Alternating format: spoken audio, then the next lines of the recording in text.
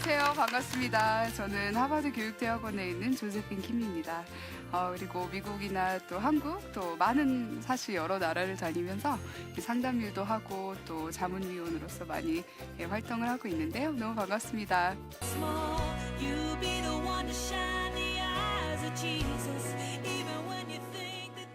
오늘은 최고의 나를 발견하는 그거에 대해서 얘기를 잠깐 나누고 싶은데요. 정말 어떻게 하면 나의 최고의 버전으로 살 수 있을까? 오해하지 마세요. 진짜 나에게 어떤 장애가 있거나 이래도 그 사람에게는 자기의 최고만의 모습이 있는 거예요. 그래서 그 최고의 모습을 찾아가는 그 방식 한번 보실까요? 우리는 사실 하나님 형상대로 만들어져 있기 때문에 여러 부분들이 있는데요. 처음에 뭐가 있죠? 네, 지적인 부분이 있어요. 지적인 부분이 있다라는 뜻은 뭐냐면 우리는 매번 이거를 먹여줘야 되는 거예요. 어떻게 먹여줘야 되죠? 지금 여기 오신 걸로도 네, 식사하고 계시는 거예요. 지적으로. 그 지적을 계속 키워주는 거예요. 아이들도 사실 학교라는 기관이 없어도 뭔가 지적으로 계속 발전이 있어야 돼요. 특히 어머님들 학교를 안 다니셔도 내 자신의 지식을 위해서 뭔가 계속 발전을 하셔야 돼요. 두 번째는 이 육신적인 부분. 나의 최고의 모습으로 살 수 있어야 돼요. 그거는 무슨 뜻이죠? 잠이 정말 필요해요. 안타까운 게 우리 특히 고등학생들 알고 보니까 하루에 3시간도 못 자는 학생들이 그렇게 많아요. 여러분들 주무셔야 돼요. 주무셔야 특히 학생들은 11시에서 2시까지 그때 자야 우리가 몸이 그쵸? 호르몬도 많이 흐르고 그때 성장기도 할 수 있기 때문에 회복되는 시간이기 때문에 주무셔야 돼요. 특히 아이들은 이 다이어트가 너무너무 중요하죠. 먹는 거, 음식. 음식이 너무 중요한데 하얀 음식은 좀 줄여야 되는데 큰일이에요. 마트에 가면 하얀 음식만 잔뜩 있어요. 하얀 음식이 뭐죠? 밀가루, 또 빵, 하얀 밥, 하얀 설탕 이런 것들이 아이들에게도 안 좋고 우리에게도 안 좋은데 웬일이에요. 먹으면 먹을수록 땡겨요. 그래서 조절을 잘 해주셔야 돼요. 근데 다이어트가 그것만 먹는 아이들을 보면 학교에 와서 집중을 못해요. 이게 다 연결되어 있는 것이기 때문에. 뭐가 연결돼 있다고요? 몸과 지적인 부분도 연결이 돼 있다라는. 잠을 안 자고 학교에 가면 당연하게 집중 못하게 돼 있어요. 그렇죠? 같이 우리가 건강해야 돼요. 세 번째 부분은 어디 있을까요? 사회적인 부분. 이게 사회성을 얘기하는 거예요. 사회성은 뭐죠? 누가 내 옆에 앉아 있으면 어머 안녕하세요. 저는 이런 일 때문에 왔는데 어떻게 오셨나요? 하고 대화할 수 있는 그 스킬. 누구하고 관계를 맺어가는 스킬. 근데 어떡하죠? 이 부분이 너무 부족하다라고 나타나고 있어요. 누가요? 특히 우리 한국 남자아이들이 사회성이 부족하다. 그게 왜 큰 문제일까요? 사회성이 없으면 혼자밖에 지낼 수 없어요. 안 그런가요? 누구하고 옆에 있는 친구하고 내가 대화를 못하게 되면 외톨이 당하는 거예요. 이제 혼자 계속 뭐만 하게 되죠? 네, 이제 이게 큰일인 거예요. 또 보실까요? 도덕적인 부분도 너무 중요한데 특히 크리스찬 부모인데도 이 도덕성이 조금 약하신 분들 많이 계세요. 옳고 잘못된 거를 잘 모르시는 분들. 한 번은 혼냈는데 다음에는 귀찮으니까 그 똑같은 행동을 해도 혼내지 않아요. 이거는 아이의 도덕성이 어떻게 될까요? 지난번엔 혼났는데 이번엔 뭐 괜찮은가 보지 뭐. 우리가 정말 이 부분도 건강하게 성장을 해야 되겠죠. 그리고 당연하게 영적인 부분이 잘 성장해야 되겠죠. 참 희한하죠. 연구들이 많이 있는데 크리스찬들이 한 연구도 아니에요. 일반인들이 어떤 연구를 했냐면 도대체 이 영적인 아이덴티티, 정체성이 굉장히 강한 아이들의 특징이 뭐가 있을까? 뭐가 있을까요? 진짜 신기한 연구들이 많이 있어요. 첫 번째는 어려움이 있어도 잘 이겨낼 수 있다는 거예요. 우리가 지난번에 이 튼튼한 자존감, 그렇죠? 자존감이 있으면 스트레스를 받아도 그렇게 많이 느끼지 않는다 이런 얘기를 했었는데 진짜 자존감 높이 세우는 그 원인도 이거에 있고 정말 스트레스 대처하는 방법도 여기에 있어요. 그 아이들은 어려움을 이겨낼 수 있는 힘이 있고 뿐만 아니라 용서 못하는 것들도 용서할 수 있다라고 나와 있어요. 그런 힘이 어디에서 오는지 바로 영적인 문제예요. 근데 또 영적인 문제는 뭐냐면 왜 사는지, 내가 이 공부를 하고 있긴 하는데 왜 하는지, 이런 것들이 영적인 질문들이에요. 근데 안타까운 게 아이들에게 맨날 가 공부해는 하지만 아무도 이거를 왜 해야 되는지는 안 가르쳐 준다는 거예요. 이 영적인 부분을 안 다뤄준다 이거죠. 네, 또 감정적인 부분도 굉장히 중요해요. 왜 중요할까요? 제가 지금 만 2살짜리, 한국 나이로 4살짜리 꼬맹이를 굉장히 힘들게 키우고 있는데요. 네, 이 감정적인 부분, 그 나이 때 화가 나면 어떻게 하죠? 네, 가끔씩 와서 톡 찌르고 꼬집고 막 땡기고 막 머리도 가끔 콱 할 때가 있어요. 근데 어른인데도 그런 모습 하는 사람 있지 않나요? 그런 모습 취하는 사람, 그런 행위 하는 사람. 어른인데도 이 4살짜리가 하는 행동을 우리가 계속하고 있다. 이거 무슨 뜻인지 아시죠? 성장을 못하는 뜻이에요. 감정적으로 우리가 크지를 못했다는 뜻이에요. 아직까지도 어린 아이의 행동을 한다면 같이 한번 읽어보실까요? 시작.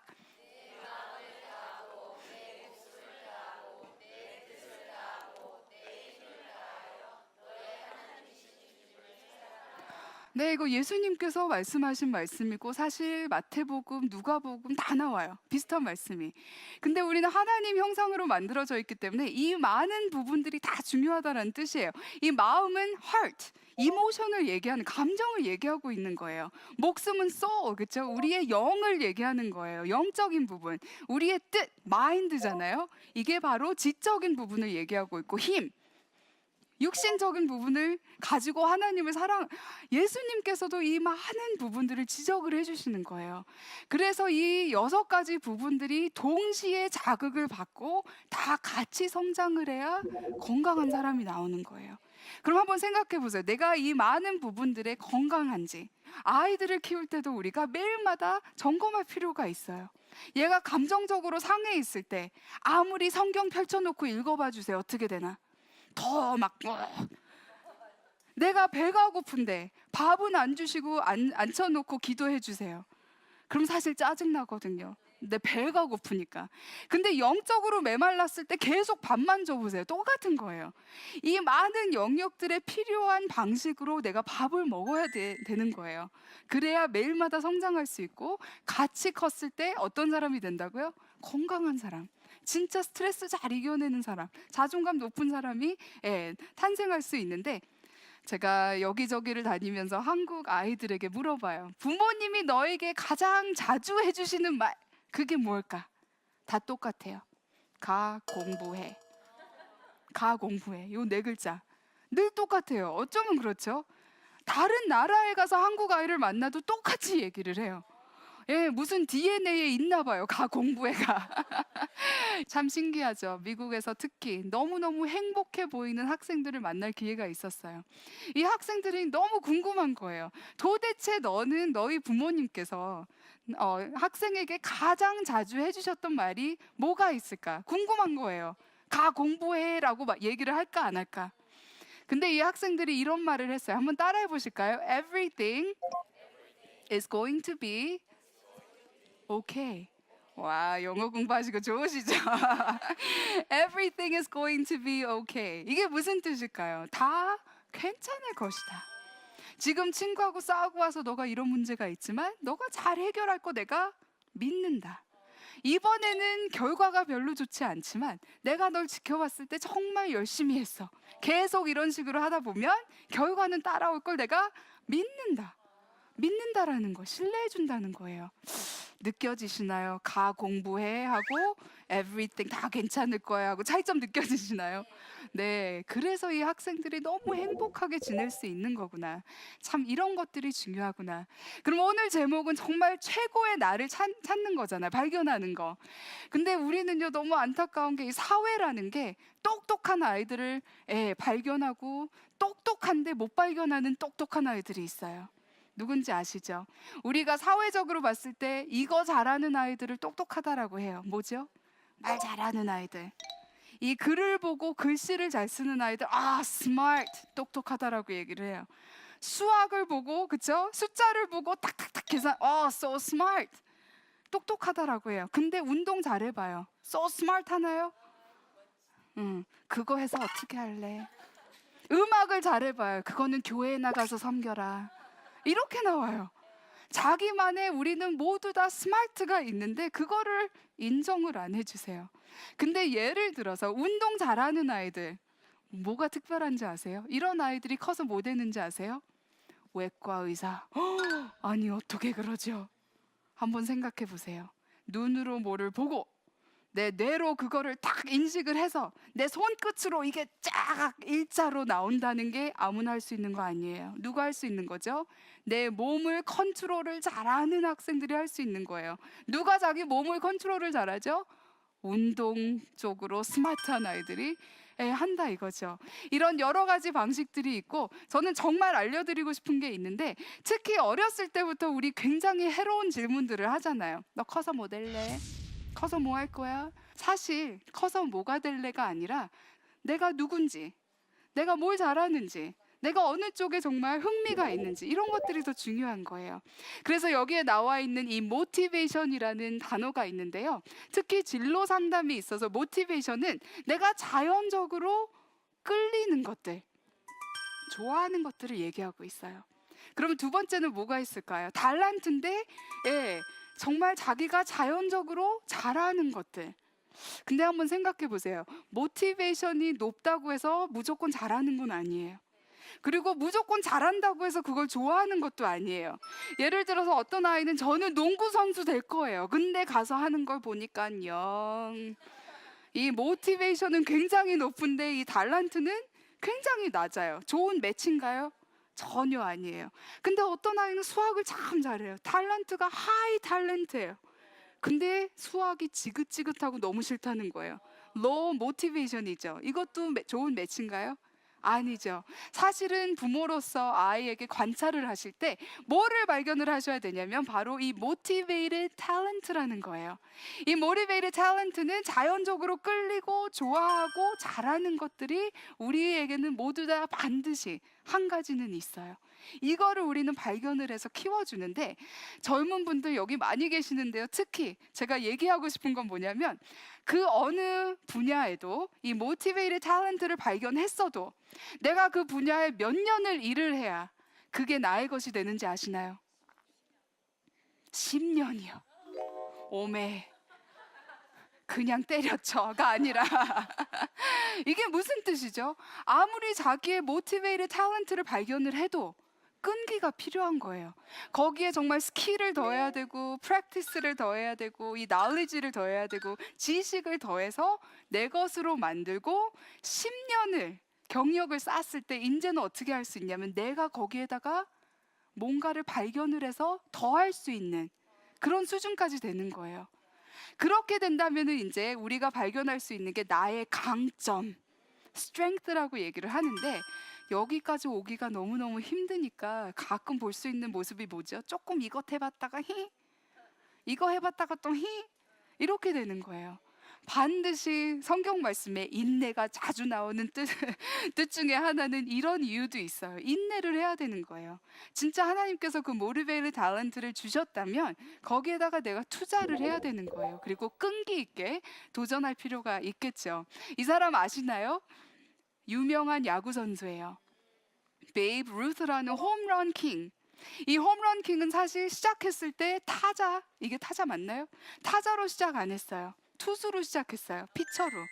근데 이 사람을 투수로 아는 사람 아무도 없어요. 왜냐하면 그거 투수했을 때는 그 사람 그냥 he's okay, 그냥 괜찮을 정도.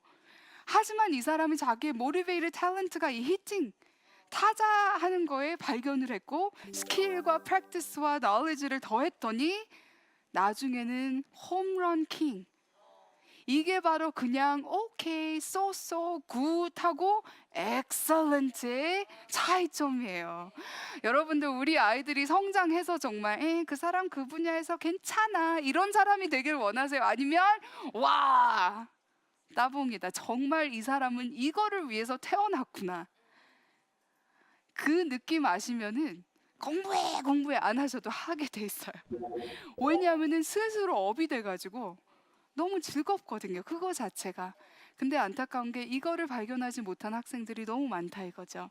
하지만 정말 이 많은 아까 6부분들 자극을 시키면서 이거를 하면 지금은 너가 힘들겠지만 나중에 정말 많은 사람들을 도와줄 수 있어. 이런 자극을 하시면서 감정적으로 지금은 힘들겠지만 우리가 이 공부를 왜 하는 걸까? 서로 같이 얘기를 하면서 이 부분이 너무 부족하다 이거죠. 근데 이거를 채워주실 수 있으면 정말 아이들은 끝내주는 학자들 나올 수 있어요. 사실 정말 진로에 있어서는 크리스찬들은 다 목표가 똑같은 거 아시죠? 뭐죠? 세 가지라고 저는 얘기를 해요. 첫 번째는 뭐를 하던 하나님께 영광. 맞잖아요. 그렇죠? 의사를 하던 청소를 하던 다 똑같은 거예요. 두 번째는 뭐죠? 남에게 유익한 걸 해야 되는 거예요. 나만 잘 먹고 잘 살면 안 되거든요. 그리고 그거를 하다 보면 너무 신기한 게 세 번째가 돼요. 내가 참 보람을 많이 느끼게 돼요. 아, 이것 때문에 나를 탄생하게 하셨고 이 순간을 위해서 나를 창조하셨구나. 아, 이거 한번 느끼게 되면 이제 there's no stopping, 스탑핑을 할 수가 없는 거예요. 두 아이들의 얘기를 잠깐 나누고 마치겠습니다. 정말 어려움을 이겨낸 아이들, 이 어려움 속에서도 정말 남을 위해서 살 수 있었던 이런 아이들. 첫 번째 아이는 엘렉스라는 아이예요. 알고 보니까 만 1살 때 소아암이 있는 거예요. 그걸 발견했어요. 이 굉장히 어린 아이는 열심히 치료도 받고 하여튼 병원에 살게 됐죠. 근데 이 4살 정도 됐는데 이 꼬맹이가 생각한 게 뭐냐면 나 말고 병원에 가면 이 소아암 때문에 고생하는 아이들이 너무 많이 있는데 내가 할 수 있는 게 뭐가 있을까?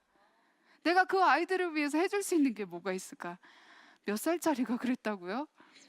네, 만 4살짜리가 아주 그 어린 마인드에서 생각해낸 게 뭐냐면 이 레모네이드 스탠드를 만들어서 내가 레모네이드를 만들어서 판매를 하고 기부금을 모아야 되겠다. 아주 이 아이의 소문이 막 퍼지기 시작했어요. 그래서 첫 번째 레모네이드 스탠드를 했을 때 하루에 200만 원을 벌었어요. 2,000불, 대단하죠. 그래서 이 아이가 매일 그 일을 위해서 했어요. 근데 그 돈을 받아서 자기 치료에 투자를 한 게 아니라 소아암 연구를 위해서 기부를 했어요.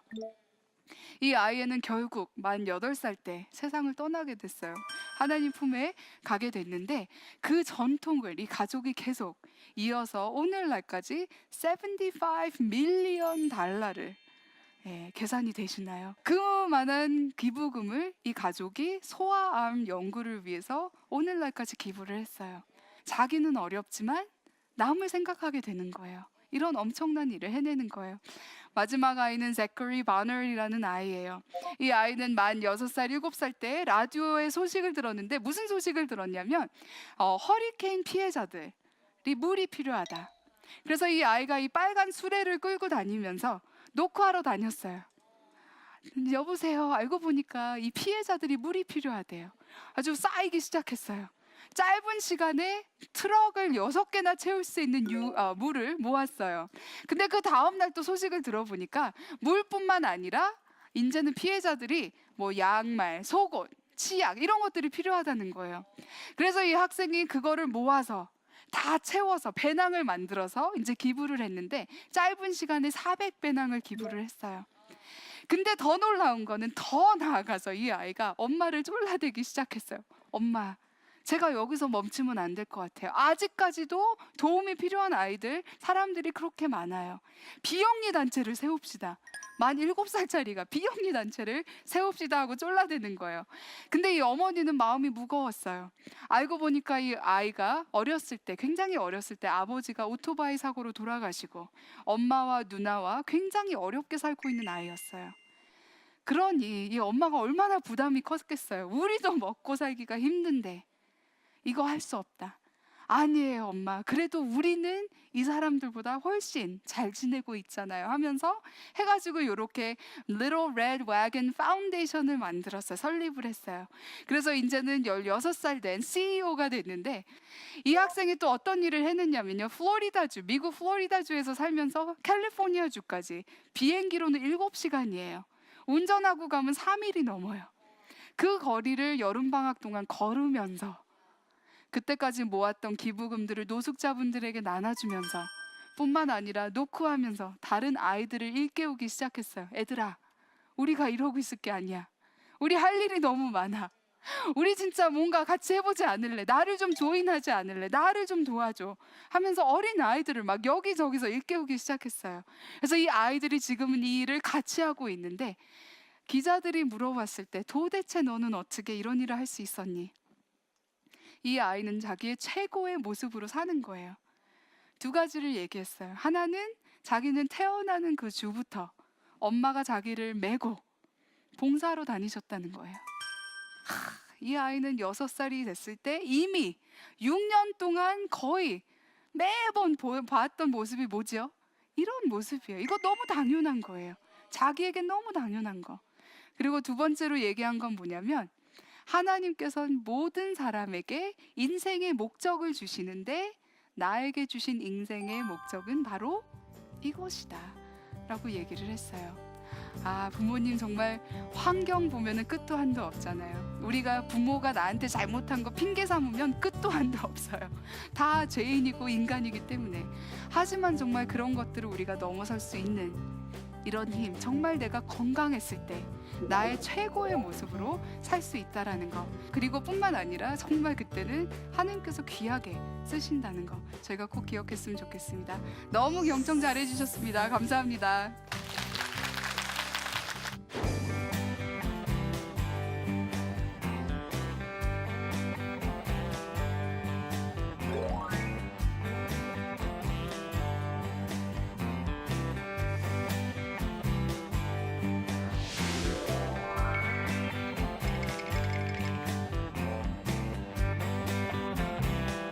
첫 번째 거는 누구나 자신만의 스마트가 있다고 하셨는데, 우리 아이는 특별히 눈에 띄는 재능이 없는 것 같습니다. 하고 싶은 그리고 끌리는 것도 없다고 합니다. 이런 아이는 어떻게 지도를 해야 될까요? 라고 굉장히 사실 범위가 큰 질문을 하셨는데요. 가장 처음 이렇게 먼저 생각나는 게 뭐냐면, 요즘 아이들 중에 그런 아이들이 너무 많이 있어요. 재능도 있고 반드시 좋아하는 것도 많은데 이 실패라는 게 굉장히 두려워서 시도 못하는 아이들. 예. 그래서 그런 아이들은 정말 이렇게 오랫동안 관찰을 하셨을 때 좀 다른 부분에 좀 뭐라 그러죠? 건강하지 못한 부분들이 있는지, 정말 낮은 자존감 때문에 이렇게 얘기하는지. 사실 낮은 자존감이 있는 아이들은 두 가지를 입에 달고 살아요. 상관없어요, 몰라요. 그렇잖아요. 그러니까 자기가 좋아해도 그냥 못할 것 같으니까 몰라요. 싫어요. 상관없어요. 이렇게 나타나는데, 그것인지 한번 보시고, 두 번째는 부모로서 정말 이 스마트의 종류들을 좀 아셨으면 좋겠어요. 예를 들어서 공부는 정말 못하는데 지난번에 한 학생이 저에게 그런 얘기를 하더라고요. 선생님, 저는 커서 상담자가 되고 싶어요. 와, 그래? 사람들 좋아해요? 그러니까 좋아한대요. 얘기 듣는 거 좋아해요. 근데 저는 공부를 못해요. 이렇게 얘기를 하더라고요. 근데 그 학생은 공부로는 안 나타나지만 진짜 스마트가 대인관계인 거예요. 어디 한 그 방에 들어가면은 자석처럼 다다다닥 하고 사람들이 붙어요, 그 학생에게. 그거는 반드시 자기만의 스마트잖아요. 그래서 부모님 그 아직까지 모르시는 스마트의 종류 때문에 우리가 아이들을 제한시킬 수도 있으니까 그거에 대한 공부도 좀 하시면 좋을 것 같습니다. 특히 다중지능 이런 쪽으로 보시면 될 것 같습니다. 네, 두 번째 질문은요. 자존감이 너무 높으면 자칫 교만해질 우려도 있지 않을까요? 자존감과 교만함의 경계는 무엇일까요? 네, 저는 사실 한국에 올 때마다 저를 닥터 자존감이라고 부르시더라고요. 제가 뭐 한국에서 자존감 얘기를 처음 했다 뭐 이렇게 얘기를 하시는데, 안타까운 게 자존감 키우려고 하는데 우리가 열심히 엉뚱한 걸 키우고 있지 않나. 지금 이 질문처럼. 첫 번째는 자존심. 자존심은 사실 열등감이에요. 열등감 키우는 방법 딱 한 가지밖에 없어요. 계속 비교당하면 열등감 생겨요. 너 얘처럼 왜 못해? 다 하는 공부 너 그거 하나 하라는데 왜 못해? 누구누군 잘하는데 너는. 계속 이러면 뭐가 생긴다고요? 열등감 생기고, 열등감이 높으면 자존심도 강해져요. 근데 그게 사실 높은 자존감은 아니거든요. 존심을 키우시면 안 됩니다. 그리고 두 번째 아까 우려하셨던 그건 뭐냐면 나르시즘. 예, 자기는 사실 가치가 이만한데 볼 때는 이만하게 느껴지는 거. 자기 혼자만 생각하면 또 괜찮은데 왜 너는 못 알아주냐 이거예요. 이게 나르시즘이거든요. 예, 그건 참 위험한 거고 진짜 자기밖에 모르는 거, 누구를 사귀어도 이용하려고 사귀는 그런 아이들 굉장히 위험한 거죠. 네, 이 구분을 잘 하셔야 될 것 같아요. 자존감은 나르시즘과 특히 자존심, 자부심하고도 다 다른 것이다. 네, 세 번째 질문은 네, 영적으로 어려울 때 어떻게 극복을 잘할 수 있을까요? 부모님은 죄책감이 많으신 것 같아요. 아이가 힘들어할 때 가장 먼저 느끼는 건 부모로서는 죄책감이에요. 내가 조금 더 잘났으면 애가 저런 고생을 안 할 텐데. 근데 그럴 때마다 그 죄책감을 저는 이렇게 좀 바꾸셨으면 좋겠어요. 죄책감을 뭐로 바꾸시냐면 차라리 어려움이 있었을 때 그거를 피할 수 있는 방법을 주시는 게 아니고 또 그거를 내가 대신 아파버리는 게 아니라 아이가 겪는 그 순간에 옆에서 치어리더, 응원자, 지지해 주시는 분. 그래서 제가 늘 하는 얘기지만 저희 어머니께서 그 역할을 굉장히 잘해 주셨어요. 그 청소년 때 왜 우리가 잘하는 거 있잖아요. 아침 차려놓으시면 밥 안 먹고 나가는 거. 그러면 하루 종일 엄마가 손에 일도 안 잡히시고 속상하셔. 우리 아이 굶어 죽는 거 아닌가. 알거든요. 그래서 그 두 가지를 잘하는 거거든요. 근데 저도 그렇게 할 때마다 저희 어머니께서 늘 한결같은 모습을 보여주셨어요. 저희 어머니께서 이 눈물 글썽글썽한 눈으로 바라보시면서 지금은 왜 이렇게 힘든지 모르지만 언젠간 정말 하나님께서 너에게 보여주실 것이다. 왜 지금 이렇게 해야 되는지. 그래서 우리는 지금은 힘들지만 우리가 할 것은 주어진 곳에서 충실히, 열심히, 인내를 가지고 보이지는 않지만 그게 믿음이잖아요. 그래서 부모님이 변하시지 않으니까 아무리 제가 흔들려도 나무가 흔들리지 않으니까 가지는 아무리 흔들려도 괜찮거든요. 다시 돌아오게 돼 있어요. 그리고 인내하다 보니까 어머머머 이래서였구나 하고 제가 깨닫게 되더라고요. 그래서 영적으로 극복할 수 있는 힘은 일단 부모님께서 먼저 보여주시고 어려움이 왔을 때 어떻게 그거를 반응을 하시는지 그대로 하거든요. 그거 먼저 보여주시고 한결같은 믿음을 보여주시면 네, 반드시 아이도 특히 영적인 눈으로 봤을 때 이건 나에게 필요한 그런 거였구나 라고 인식할 수 있을 것 같습니다. 네, 정말 또 긴 시간 경청 너무 잘해주셨고요. 저희 이제 위대한 학생들, 아이들 키워낼 수 있죠? 네, 그리고 또 여기 젊은 분들, 우리 이제 나의 자존감을 높이 그렇죠? 회복하시고 정말 하나님께서 나만을 위한 그 계획을 펼쳐갈 때 정말 아름다운 모습을 저는 희망하고 소원합니다. 정말 감사합니다. 수고하셨습니다.